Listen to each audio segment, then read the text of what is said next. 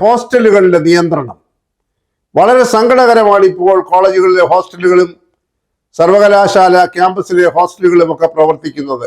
ഒരു പൂർണ്ണ സമയ അധികാരമുള്ള വാർഡന്മാർ ആരും തന്നെ റെസിഡൻഷ്യൽ വാർഡന്മാരായി പ്രവർത്തിക്കുന്നില്ല. രാത്രി കാലങ്ങളിൽ ഈ ഹോസ്റ്റലുകൾ അനാഥമാണ്, സാമൂഹ്യ വിരുദ്ധരുടെ താവളമാണ്, മദ്യവും മയക്കുമരുന്നും ധാരാളം ഉപയോഗിക്കുന്ന സന്ദർഭങ്ങളാണ്. ഈ ഹോസ്റ്റലുകളിൽ നിർബന്ധമായി പൂർണ്ണ സമയ റെസിഡൻഷ്യൽ വാർഡന്മാരെയും അദ്ദേഹത്തെ സഹായിക്കാൻ 1-2 അസിസ്റ്റന്റ് വാർഡന്മാരെയും നിയമിക്കാൻ അടിയന്തരമായ നടപടികൾ സ്വീകരിക്കണം. അതോടൊപ്പം തന്നെ എല്ലാ ഹോസ്റ്റലുകളിലും അധികാരമുള്ള സെക്യൂരിറ്റി ഉദ്യോഗസ്ഥന്മാർ 1-2 ഉണ്ടായിരിക്കണം.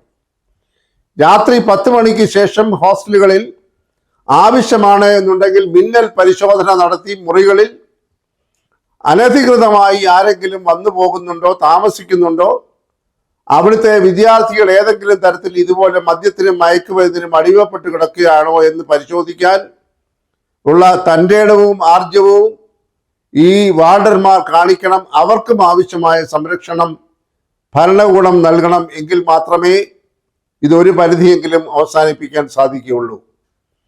കാര്യവട്ടം കോളേജ് യൂണിവേഴ്സിറ്റി ക്യാമ്പസിൽ രാത്രികാലങ്ങളിൽ വിദ്യാർത്ഥികളുടെ നീക്കങ്ങൾക്ക് ചില നിയന്ത്രണങ്ങൾ ഏർപ്പെടുത്താൻ ഒരു കാലത്ത് ശ്രമിച്ചപ്പോൾ അതിനെ പരാജയപ്പെടുത്താൻ ഇവിടുത്തെ വിദ്യാർത്ഥി സംഘടനകളാണ് മുന്നിട്ട് വന്നത്. കൂട്ടത്തിൽ സങ്കടകരമെന്ന് പറയട്ടെ, ചില വിദ്യാർത്ഥികളുടെ രക്ഷിതാക്കളും വിദ്യാർത്ഥികളുടെ ഭാഗം ചേർന്നുകൊണ്ട് അവരെ യഥേഷ്ടം രാത്രി സമയങ്ങളിൽ ലൈബ്രറി പോവുക എന്ന മട്ടിൽ ലൈബ്രറി പോകുന്നതിനും ആൺകുട്ടികളും പെൺകുട്ടികളും ഒരുമിച്ച് ചില സമയങ്ങളിൽ രാത്രി 11 മണിക്കും 12 മണിക്കും ഒക്കെ സമീപത്തുള്ള ക്യാമ്പസിന് പുറത്തുള്ള തട്ടുകടകളിലൊക്കെ പോകുന്നതിനുമൊക്കെയുള്ള സ്വാതന്ത്ര്യം ദുരുപയോഗം ചെയ്യുന്ന സന്ദർഭങ്ങളും ഉണ്ടായിട്ടുണ്ട്.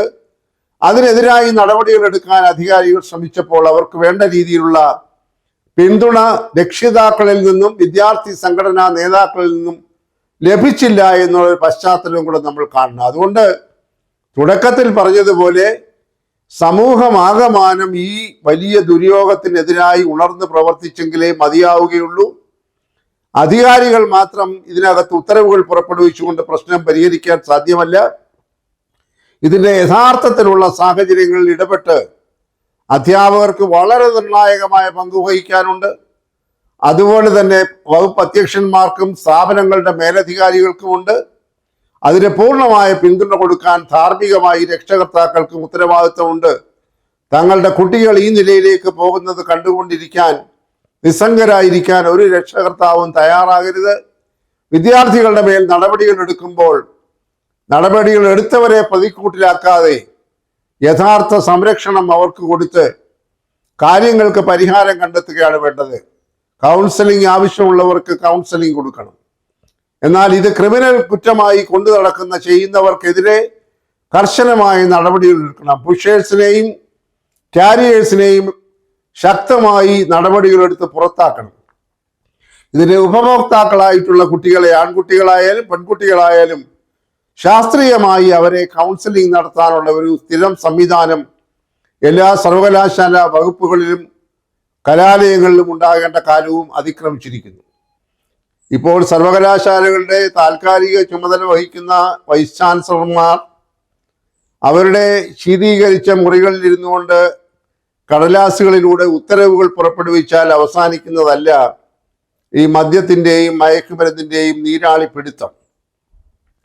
ഇവിടെ യഥാർത്ഥത്തിൽ ഇത് അവസാനിപ്പിക്കണമെന്നുണ്ടെങ്കിൽ ഒരു അധ്യാപക പാരമ്പര്യത്തിൽ നിന്നുകൊണ്ട് എനിക്ക് ഖണ്ഡിതമായി പറയാൻ സാധിക്കും, ഇതിലേറ്റവും നിർണായകമായ പങ്ക് വഹിക്കാൻ കഴിയുന്നത് സർവകലാശാല വകുപ്പുകളിലാണെങ്കിൽ അവിടുത്തെ വകുപ്പ് അധ്യക്ഷന്മാരും കോളേജുകളിലാണെങ്കിൽ അവിടുത്തെ പ്രിൻസിപ്പലും അധ്യാപകരും ആണ് എന്ന് തന്നെയാണ്. കാരണം വിദ്യാർത്ഥികളുമായി എല്ലാ സമയവും ഇടപഴകുന്ന ആളുകളാണ് ഈ പറഞ്ഞ ആളുകൾ. തൻ്റെ കോളേജിൽ വരുന്ന തൻ്റെ ഡിപ്പാർട്ട്മെന്റിൽ വരുന്ന വിദ്യാർത്ഥികളെ സസൂക്ഷ്മം നിരീക്ഷിക്കുവാനുള്ള സൗകര്യവും സ്വാതന്ത്ര്യവും ഈ അധ്യാപകർക്കുണ്ട്, വകുപ്പ് അധ്യക്ഷന്മാർക്കുണ്ട്, കോളേജിൻ്റെ മേലധികാരികൾക്കുണ്ട്. എന്നാൽ സങ്കടകരം എന്ന് പറയട്ടെ, ഇന്ന് അതൊന്നും വേണ്ട രീതിയിൽ നടക്കുന്നില്ല. വളരെ പാരമ്പര്യമുള്ള കോളേജുകളിൽ പോലും ഈ തരത്തിൽ ഇടപെട്ടുകൊണ്ടിരിക്കുന്ന വിദ്യാർത്ഥികളെ നിയന്ത്രിക്കുന്നതിനായി ഫലകരമായിട്ടുള്ള നീക്കങ്ങൾ ഒന്നും തന്നെ ഈ പറയുന്ന സ്ഥാപനങ്ങളുടെ അധ്യക്ഷന്മാരോ വകുപ്പ് മേധാവികളോ അധ്യാപകരോ ചെയ്യുന്നില്ല എന്ന ഒരു വലിയ ദുഃഖകരമായ അവസ്ഥയുണ്ട്. അതിന് മറ്റൊരു കാരണം കൂടി പറയേണ്ടിയിരിക്കുന്നു. കാരണം ഇതിനകത്ത് ഉൾപ്പെട്ടു നിൽക്കുന്ന വിദ്യാർത്ഥികൾ രണ്ട് തരക്കാരാണ്. ഒന്ന്, ഇതിൻ്റെ വ്യാപാര കണ്ണികളായി ഏർപ്പെട്ടിരിക്കുന്ന, വ്യാപാരത്തിന് ഇതിൻ്റെ വലിയ ശൃംഖലയുടെ കണ്ണികളായി പ്രവർത്തിക്കുന്ന പുഷേഴ്സ് ആൻഡ് കാരിയേഴ്സ് എന്ന് പറയുന്ന ഒരു വിഭാഗം വിദ്യാർത്ഥികൾ. മറ്റൊരു വിഭാഗം വിദ്യാർത്ഥികൾ ഇതിൻ്റെ ഉപഭോക്താക്കളാണ്. ഈ രണ്ട് തരത്തിലുള്ള ആളുകളും വളരെ അപകടകരമായ രീതിയിലാണ് ഇപ്പോൾ സർവകലാശാല കോളേജ് ക്യാമ്പസുകളിൽ പ്രവർത്തിച്ചുകൊണ്ടിരിക്കുന്നത്. ഇത് പലപ്പോഴും ഇതിൻ്റെ പിറകിൽ പ്രവർത്തിക്കുന്ന ശക്തികൾ വളരെയേറെ സ്വാധീനമുള്ളവരാണ്, രാഷ്ട്രീയ സ്വാധീനമുള്ളവരാണ്, സാമ്പത്തിക സ്വാധീനമുള്ളവരാണ് എന്ന കാര്യവും നാം കാണേണ്ടതുണ്ട്. അപ്പോൾ ഈ വിദ്യാർത്ഥികളെ അവരുടെ ഉപകരണങ്ങളായി മാറ്റുമ്പോൾ പരമപ്രധാനമായി സംസ്ഥാന ഗവൺമെന്റ് ഉത്തരവാദിത്തം ഇവരെ ഉപകരണങ്ങളാക്കുന്ന ആളുകളെ കണ്ടെത്തുക എന്നുള്ളതാണ്. ഇവിടെ കേരളത്തിലെ പോലീസ് സംവിധാനവും എക്സൈസ് സംവിധാനവും ഫലകരമായി പ്രവർത്തിക്കുന്നുവെങ്കിൽ തീർച്ചയായും ഇതിൻ്റെ പിന്നിൽ പ്രവർത്തിക്കുന്ന വൻ തോക്കുകളെയും തിമിംഗലങ്ങളെയും സ്രാവുകളെയും ഒക്കെ കണ്ടെത്താനായി സാധിക്കും. അത് ഒരു ഭാഗത്ത് നടക്കുമ്പോൾ തന്നെ കലാലയങ്ങളിലും സർവകലാശാല വകുപ്പുകളിലുമൊക്കെ അധ്യാപകരും വകുപ്പ് അധ്യക്ഷന്മാരും പ്രിൻസിപ്പൽമാരും ജാഗ്രതയോടുകൂടെ പ്രവർത്തിക്കേണ്ട കാലം വൈകിയിരിക്കുന്നു.